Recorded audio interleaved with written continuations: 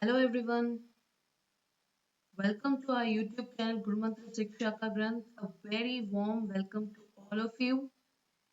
I'm your educator Saranya, and today we are going to start with cell biology. So cell biology is a very easy subject. Actually, it's very easy to understand, and it's a subject we have already studied from our school times. So yeah, I really hope you guys know the basics of cell biology. Even if you do not know, we will cover everything that is related to your GATE syllabus here. So you can definitely learn your basics here. No worries at all. Just keep concentrating, have some dedication, and yeah, you can just study, revise, and repeat. This is a mantra, right? Our Guru mantra, the mantra is study, revise, repeat, and in between that, do practice. Okay, so let's start with some of the basics of cell biology. We'll always start with basics and build on our concepts so that we can understand everything really well. So, what is a cell? The cell is the smallest unit of living organism, which is responsible for all the structural, biochemical, physiological functions of the organisms. In simple terms, if we put this, it means the cell is the smallest unit that carries out all the life processes. So, that is the simplest statement for a cell. So, the cell is the smallest unit that carries out all the life processes. Okay. So when we talk about level of organization, it all starts with atoms. Everything starts with atoms.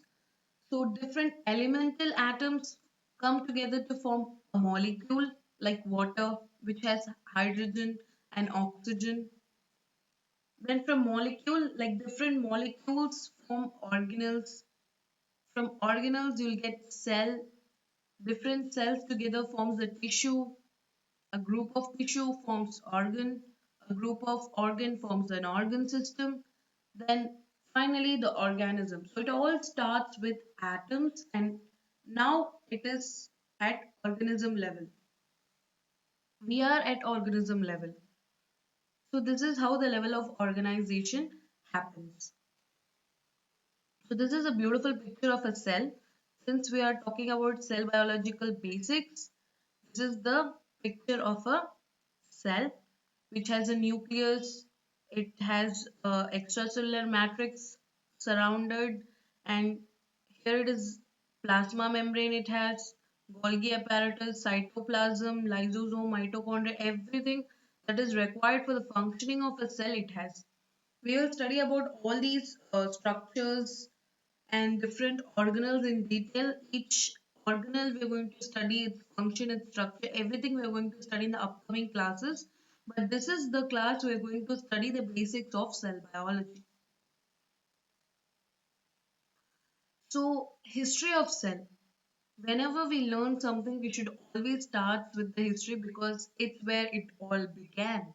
Like 14 billion years ago, when when our Earth was piping hot, and after that, you know, the life form started, expansion of Earth happened like 3 to 4 billion years ago. The first life form was formed in our Earth. Unicellular organisms were formed. After that, it developed, it evolved to multicellular organisms, and we are at the peak of evolution now. And we're not like the end. We're still evolving each and every single day. The mutations happening in our bodies, some of which are beneficial, some of which are very deleterious for us.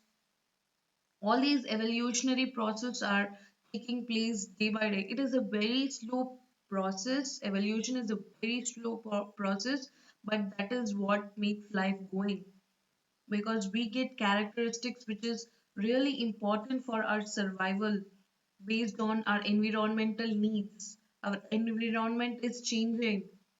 Since our environment is changing, even we have to change ourselves. For that, necessary traits have to be developed in us, and that is called as evolution. So it all started like 14 billion years ago when the earth was piping hot. Then after that, life began about 3 to 4 billion years ago. And today, after 3 to 4 billion years ago, you see so much of evolution has taken place from a unicellular microorganism to a speaking human being like us. Like how the evolution has taken place from a simpler organism to a very complex organism. We have not understood the composition, the organization, the structure and function of each and everything happening in our body even today. The research has been going on. We are not really sure like everything about us. We are still studying us. We are studying still us because like for so many years because we are very complex. We are very complex creatures. And to study us, it does require a lot of years. And still we are studying us, our body processes. So, a unicellular microorganism consists of one single cell, such as bacteria, algae, and fungi, were the first form of life on Earth about like 3 to 4 billion years ago. And you see the wonder after 3 to 4 billion years ago, I mean, after it's us. Okay. So, Robert Hooke was the first person to coin the term cell in 1665. So history is always important to know because there are few scientists and the year, what they did, they might definitely ask you these questions in the life science exams. GATE also sometimes ask you the question of scientists and what they did. So these are some of the basics which you have to know. It is like you definitely have to know these things. Like about Robert Hooke, when you talk about cell biology, then Anton van Leeuwenhoek, he was the scientist who observed the cell under the microscope in 1674. What Robert Hooke saw and named it a cell was a dead cell basically. And what Anthony van Leeuwenhoek saw was a live cell. That is the difference. So the cell theory which the biologists use nowadays, it dates back to the major contribution of Schleiden and Schwann in 1839 and it was enhanced by Virchow in 1815. Okay, so these are some of the historical events in the cell biology. Actually, when you talk till today, there have been so much development in cell biology. Like we have fields of cancer biology, gene therapy, then we have stem cells, everything. The base of everything is cell biology. We have so many developments till today that if we start like history of cell till date, it will go like forever. It will go like forever because so much development has been done in cell biology. But we want to learn some of the history, especially like where it all began, like the coining of the term cell, where it all began. History is whatever happened yesterday also is called history only. But if we study the history of the cell till yesterday, like even till today, what is happening, then it will go forever. That's why we are going to actually understand, we're going to study the major events which actually revolutionized the world of cell biology. So that is what we are going to study. That is what we are going to give more importance to in history of cell.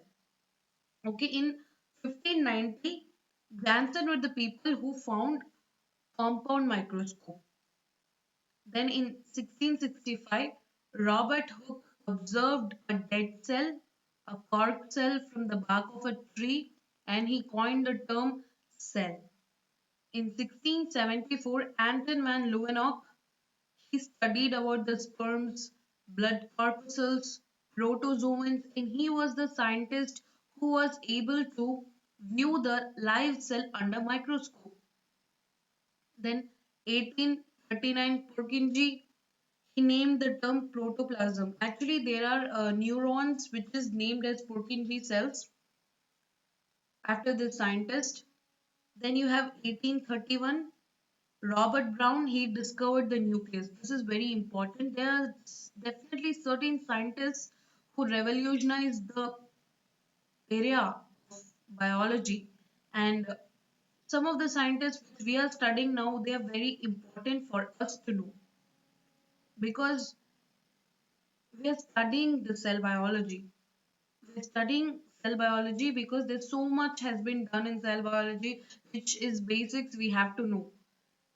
If we do not know who did all these basics, who actually discovered what, that not importantly all the scientists, but at least those scientists who started it all, then what is the use? We should definitely study about them. So Robert Brown was the person who discovered nucleus, and then Schleiden and Shawn, they formulated the cell theory, which is used till now, which is in use till now, the cell theory. And we're going to understand what is cell theory in just a moment. So cell theory was actually found by Schleiden and Shawn, but it was little bit modified by Virchow, and it is currently in use. So the basic principles where all the living things are composed of one or more cells. This sentence is on point, which means the living things is made up of unicellular or multicellular. Simple as that. That is what this sentence says. Cells are the basic units of structure and function in an organism. Yes, cells are the basic unit of structure and function in an organism. They perform various functions in an organism. They have a definite structure. They are the basic units. They are the smallest of the organism which performs various life processes. Cells come only from the replication of the existing cells. So if we have cells, they do divide, they replicate into their progeny. So the progeny, that is the daughter cells, comes from the parent cell. That is what we call it as the cells comes from the pre-existing cell. A modern version of this cell theory is that energy flows within the cell. Energy flows within the cell means for the functioning of a cell, it does require energy in the form of ATP. We've studied so many pathways. We are going to study so many pathways, and all these pathways involve ATP use. Some of the pathways produce ATP. So energy is flowing within the cell, right? Genetic information is passed on from one cell to the other. Genetic information means the DNA. The DNA is passed from one cell to another, like from the parent cell to the daughter cell, like from our parents to us. So the genetic information is flowing through generations. The chemical composition of all the cells is the same. When we talk about the chemical composition, they are specifically mentioning about the carbohydrates, the lipids, the amino acids. All these are the same. The chemical composition of all the cell is the same. All the cell consist of a plasma membrane, right? They have lipids, and the cell will have amino acids, the carbohydrates, everything. All these things are same for all the cells. The chemical composition means these things, okay? But not all the cells are same or alike. That is where we talk about cell diversity. Okay, not all cells are alike. Cells are different. Okay, in our body itself, we have different types of cells. Like our neurons are different in structure and function. Then our epithelial cells, they are different in structure and function. Then our different organs consist of different cells. So the cells within the same organism show enormous diversity. in the size, in the shape, internal organization, and in function. Our body contains 10 power 14 cells, and you have 300 different types of cells. And just now only I named you few types of cells like our neurons. Okay, now we're going to talk about cell size. The smallest cell in the human body is the sperm cell, and the largest cell in the human body is the egg cell. Okay, and this is the size of various things from like uh, atom to a human being. So this is very interesting concept. Like we can understand like how small bacteria are and how big human beings are in comparison at a logarithmic scale. You can see it starts from zero point 0.1 nanometer to 1 meter. So very smallest is atom, then comes lipids, then proteins, then viruses, mitochondria and bacteria of almost same size, then animal cell, plant cell, then human egg, then comes the frog egg, chicken egg, ostrich egg is the largest egg known in the world, then comes the adult female, then after that you have actually male who is always taller than the female here. So yeah, so there is the organization. There is the cell organization and different sizes which we can understand. Few of these we can see with our naked eyes. Some require light microscope, and to see some components we do require a electron microscope, which is a high powered sophisticated microscope. So let's learn some of the characteristics of the cells. Cells provide structure and support to the body of an organism. The cell interior is organized into different individual organelles surrounded by a separate membrane. This sentence is very complex in nature. To simplify that, it means that the cell contains different organelles. Okay, the cell contains different organelles and the cell is separated from its surrounding using a membrane. Simple. Cell contains different organelles within it and that is actually separated from its external surrounding like extracellular matrix using a membrane. Okay, using a membrane. Next is the nucleus. The nucleus is the major organelle, major organelle that holds the genetic information necessary for reproduction and cell growth. So nucleus is a major organelle because it is very large in size. It holds up to a lot of area in the cell. And also it has the genetic information. What does I mean by genetic information? It has DNA, RNA, the genetic information that is required for the production of proteins. And these are the proteins, whose information that our nucleus has, the genetic information. Okay, so these are the proteins required for reproduction and cell growth. Every cell has one nucleus and membrane-bound organelles in the cytoplasm. But this is not a definitive statement. Actually, this is subjective to change. Some cells do not have nucleus and some cells do have more than one nucleus. So basically, on a majority scale, let's consider this. Okay. So the next is mitochondria is a double membrane organelle and is mainly responsible for the energy transaction vital for the survival of the cell. Okay. So lysosomes digest unwanted materials in the cell.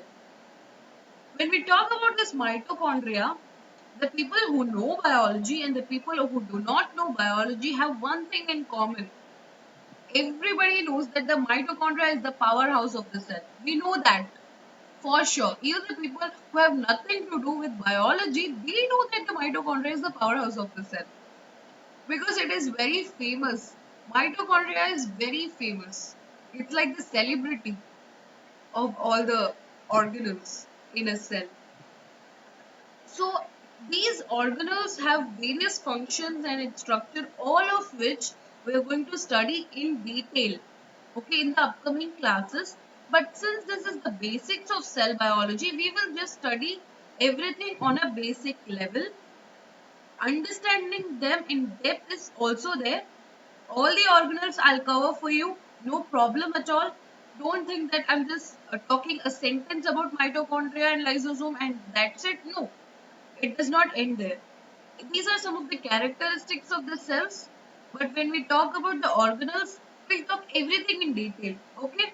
Next is endoplasmic reticulum plays a significant role in the internal organization of the cell by synthesizing selective molecules and processing it, directing and sorting them to their appropriate locations. All of this we will study in detail. No worry at all.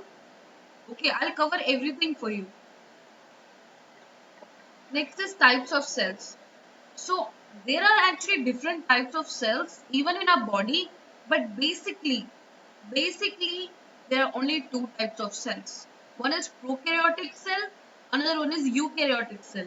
Prokaryotic cell means primitive cell, which is the first cell which was formed like 4 billion years ago. And eukaryotic cells actually evolved from the prokaryotic cell. Eukaryotic cell is the evolution which has taken place for the survival of the fittest from the prokaryotic cell. The word karyon means nucleus. Pro means primitive. U means true. Okay. In the name itself, the meaning of the word is there. In the name itself. Everything is there in the name itself. You just have to split it. You just have to break the words to understand the word. Okay. So always if you want to understand something, just break it. Break it into smaller pieces and understand it. So prokaryotes, pro means primitive, karyotes means nucleus. Primitive nucleus. Okay, so primitive nucleus is what prokaryotes mean. And eukaryotes means U is true and karyotes means nucleus. True nucleus. So prokaryotic cells do not have nucleus. They do not have nucleus. That does not mean that they do not have genetic material. Okay, for the functioning of a cell, genetic material is very important because it has all the information necessary for the functioning of a cell. It does have the genetic material, but it is not bound within the nucleus. It is freely swimming in the cytoplasm. Okay, so the genetic material for a prokaryotic cell is freely swimming. Okay, it is swimming in the cytoplasm. This region is called as nucleoid. Okay, they are single celled organisms. Single celled means unicellular. Okay, for example, you have archaea, bacteria, cyanobacteria. The cell size ranges from zero point 0.1 to zero point 0.5 micrometer in diameter. Basically, prokaryotes are very smaller in size compared to eukaryotes. Eukaryotes, you can see us, like we can be seen by naked eyes, right? But prokaryotes, you cannot see prokaryotes with naked eyes. In eukaryotes itself, you have single-celled eukaryotes also. That also you cannot see with the naked eyes. What I'm trying to tell you is that these are very small organisms compared to the eukaryotes. Eukaryotes are basically larger in size, but prokaryotes are very small in size. The hereditary material can be DNA or RNA. This is nothing but the genetic material which is required. This is the the genetic material is the information box. It is the information box. It has all kind of codes, all kind of information that is required for the survival of the organism. To make the organism survive, it has all the information. The information is coded, proteins are made, and these proteins help in the functioning and growth. Prokaryotes reproduce by binary fission. So this is a very beautiful picture of a prokaryote, that is the bacteria. I'm telling you beautiful because it has everything. You just see the picture, and by seeing the picture you can understand what all it has, means it's a beautiful picture. If you see a picture and you do not understand it, and you require a like a subtitle to understand the picture, then it is not a beautiful picture. Okay, so see in this picture, you can see everything that a prokaryote has. It has a cell wall, which is made up of peptidoglycan for a gram-positive bacteria. If it is a gram-negative bacteria, it is made up of LPS. Then you have a cell membrane. See here, the nucleus. It does not have a nucleus, but the genetic material here, it is freely flowing in the cytosol. That is what we call it as nucleoid. Okay, then it has a cytoplasm where all the organelles are embedded. Then it has the ribosomes to make the protein. Then it has a villi and flagella for attachment and movement. So yeah, these are the different organelles present in the prokaryotic cell. You see, prokaryotes are very simple. They do not have so many organelles like mitochondria or endoplasmic reticulum like us. They're very primitive, they're very small, and they're very simple, not complex at all. But when we say eukaryotic cells are very complex in nature, even today the scientists are not really completed studying us. We are the top of the evolutionary chain now. Okay, so we are the top of the evolutionary chain, and we ourselves has not figured out everything about us. We're still studying us, like various organs, its functions, everything we are studying even now, because we are very complex. We're very complex to study, to understand. There's so many things which is going on, and to understand all of that, we are not enough actually. To understand us, we are not enough. It still will take so many years to understand us truly. The functioning of brain, it's not clear. The word memory, you know what is memory? Like whatever experience we have been through, we are able to recall it, that is memory. But where is it stored? How is it stored? Memories, all these things are present in brain. That's what we know. But memory is not a unit, right? It's something which we recall. Any event which has happened and we just recall it. But how is it stored? Where is it stored? How are we able to recall? We're still questioning these things. We're still questioning these things because we're so complex to understand even by us. Right? We're so complex to understand that there's a joke actually. Every single cell in our body, they know the process of mitosis, meiosis, reproduction, everything they know. Okay, like replication, DNA replication, all these process, translation, transcription by heart, they can do it without any break. Like they can do it all day. But we, like made up of so many different kind of cells, so many billions of cells we are made up of. We still struggle to understand all these things. We are still, struggling to study all these things, and we have trouble in remembering all these things. But you see, all these cells know all of this function by heart. Every cell knows how to replicate, every cell knows how to function. But we, like made up of so many different billions of cells, still struggle to understand, still struggle to remember all the concepts what our cells do on a regular basic things. So yeah, but don't worry, when I'm here, I'll teach you everything. You can remember everything easily. No worry at all. And so yeah, eukaryotic cells. Eukaryotic cells has true nucleus. By the name says, U means true, carry-on means nucleus. So eukaryotic cells has true nucleus. The size of the cell ranges between 10 to 100 micrometer in diameter. This broad category involves Plants, fungi, protozoans, animals, even us. We are also eukaryotes. You should know that. Don't be confused at all. We are definitely eukaryotes. We are the most advanced species. But yes, we are eukaryotes. They reproduce sexually as well as asexually.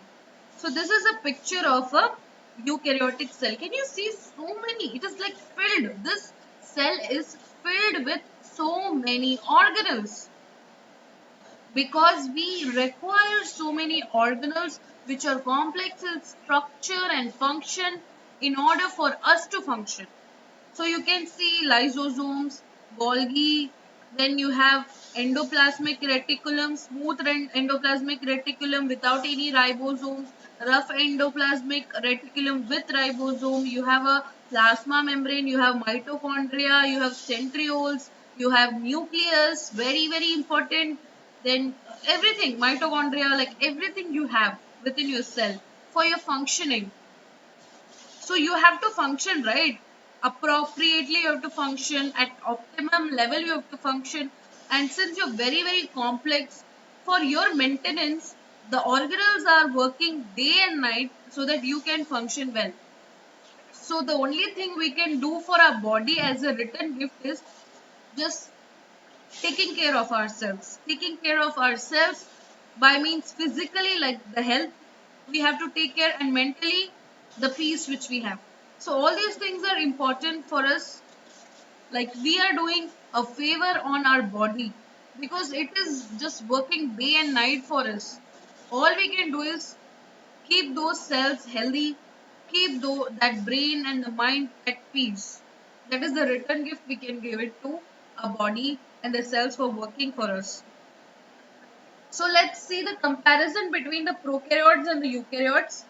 So size of a prokaryote is 1 to 10 micrometer in diameter and eukaryote is 10 to 100 micrometer in diameter.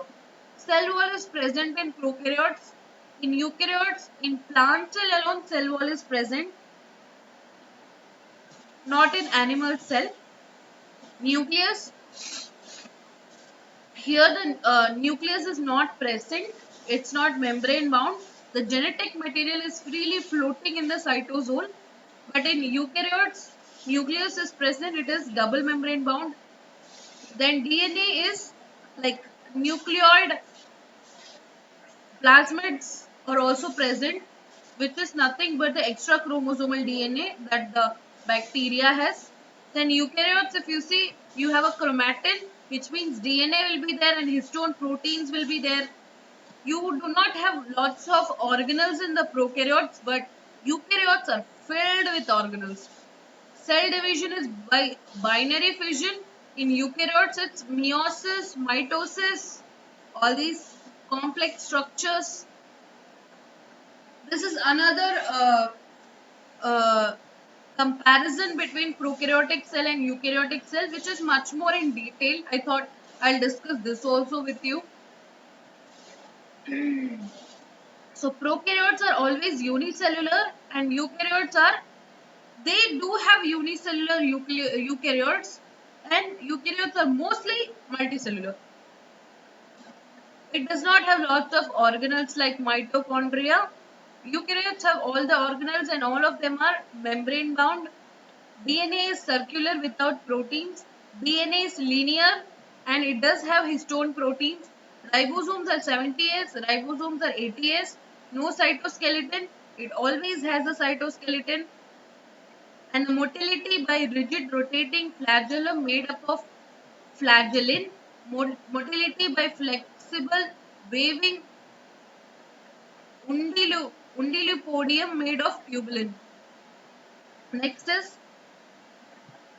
cell division is by binary fission. Cell division is by mitosis and meiosis. Next, reproduction is always sexual, asexual in case of prokaryotic cells, and reproduction is sexual as well as asexual in case of eukaryotic cells. There is huge variety of metabolic pathways. Here some of the metabolic pathways are common. Okay, see, these are some of the basic differences which you should know about prokaryotic cell and eukaryotic cell. We are going to discuss each and every organelle and its function and its structure in detail in the upcoming classes. For now, since this is a basic class about cell biology, let's always make the basics very strong, the fundamentals very strong, and let's build the building of concepts on top of it and enjoy every single concept, because education, the studying, the learning process is very enjoyable. So thank you so much. You can comment in the section below how did you like the class, and you can like, share and subscribe to our YouTube channel Gurmantra Shiksha Ka Granth. If you have any further queries, if you want to contact us, you can just do